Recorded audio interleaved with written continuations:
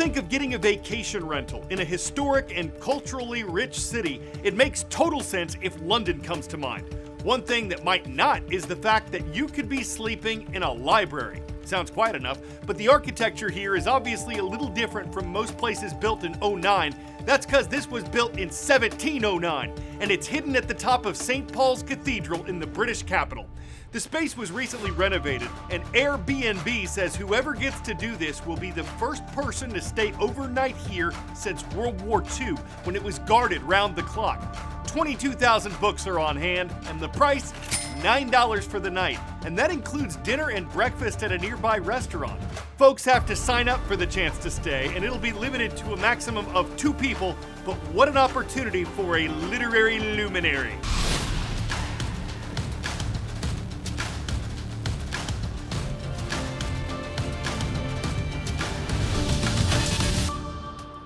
Hi, I'm Carl Azuz. This is the world from A to Z. Thank you for taking the time to watch.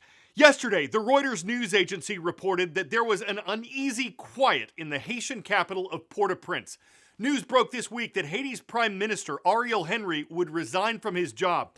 We've been reporting on the surge of gang violence here, the state of emergency, the political and social instability, and the calls from gangs and some citizens for Prime Minister Henry to step down.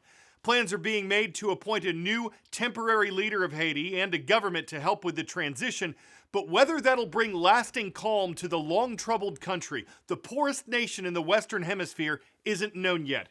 Reuters says no major gang attacks on police stations or government offices were reported as of Tuesday afternoon. Other countries are planning to send more humanitarian aid and support for law enforcement with the goal of restoring stability to Haiti. On this date in world history. If you're a space junkie, then today is your day. 2 planets were identified on March 13th. Uranus, I'm not saying it the other way, was discovered as a planet by astronomer William Herschel in 1781. The 7th planet from the Sun was also the first to be found through a telescope. On this date in 1930, the Lowell Observatory announced that the planet Pluto, the 9th planet from the Sun, had been discovered that February, but the International Astronomical Union reclassified Pluto as a dwarf planet in 2006. And on March 13, 1997, witnesses reported seeing mysterious lights and objects in a V formation traveling in the skies over Phoenix, Arizona. Many believed these were unidentified flying objects or UFOs. Later, the military said the lights were flares dropped by U.S. Air Force planes. Eli Lilly is an American pharmaceutical company, and one of the drugs it makes is intended to treat people with obesity. The U.S. Centers for Disease Control says more than 40% of American adults live with this condition.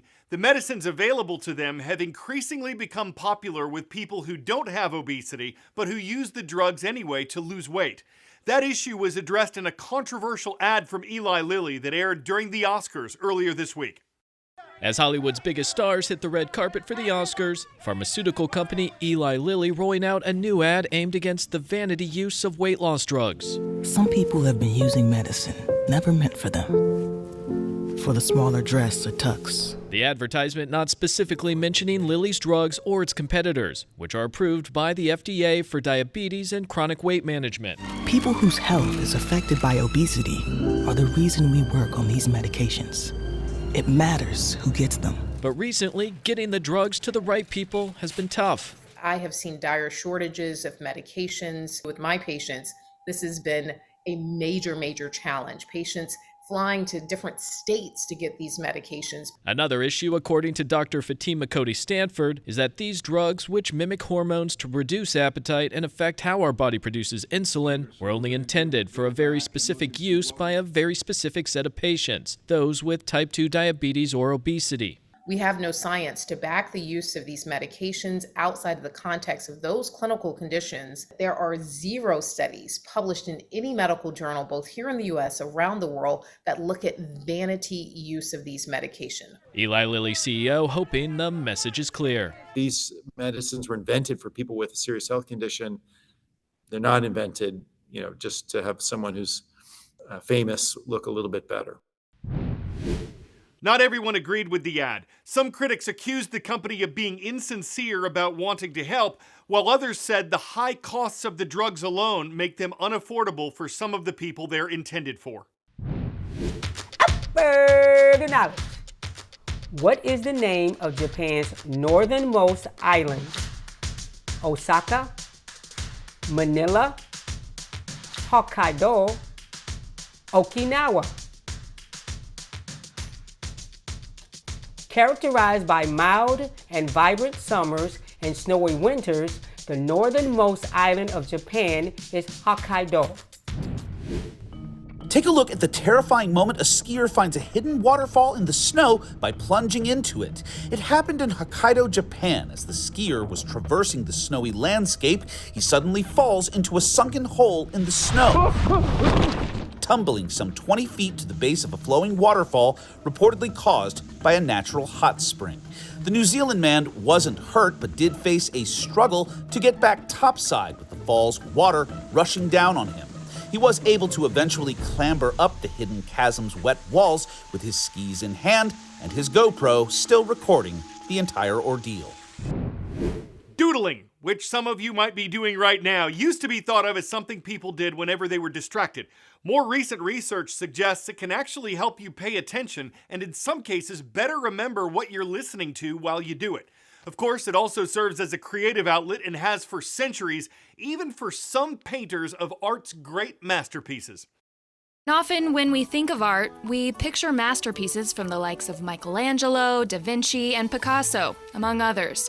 But the work of even these creative giants goes beyond their polished, famous pieces. An art exhibit in Rome is showcasing a different, messier side. Doodles, sketches, and caricatures, 150 of them, from the Renaissance period to present day.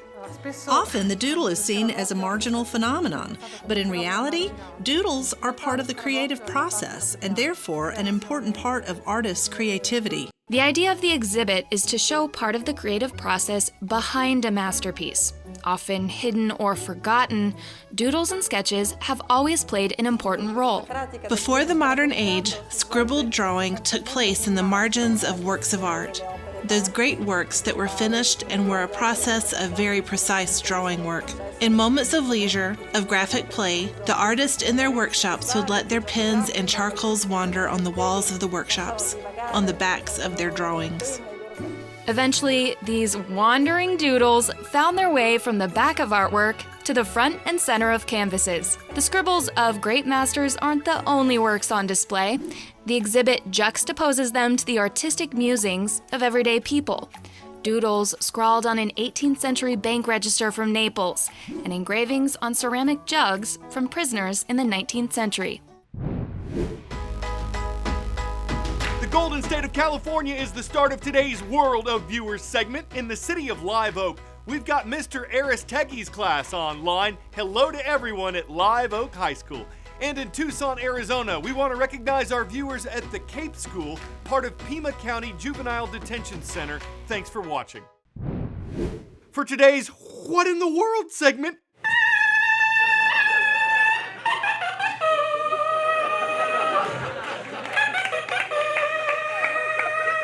it's not an instrument, or at least it didn't start out that way. It's a conch shell, and it makes quite a sight and a sound when folks rock out on one at the annual conch shell blowing contest in Key West. Known locally as the conch honk, it pays tribute to how these shells were once used as a communication tool for fishermen, sailors, and residents. The co-winners of this year's conch honk played versions of Amazing Grace and Crocodile Rock. Sorry, I almost lost it on conch honk. No conchs were hurt or conked out at the making of the video, which would have made a great gastro podcast. Don't know how the winning scores were calculated, but it's nice they were cognitive of awarding two great accomplishments. It might have kept one of those guys from tooting his own horn and acting shellfish, and that would have been conceded. I'm Conkel Azuz, never afraid to come out of my shell to thank you for watching The World from A to Z. You mean the world to me.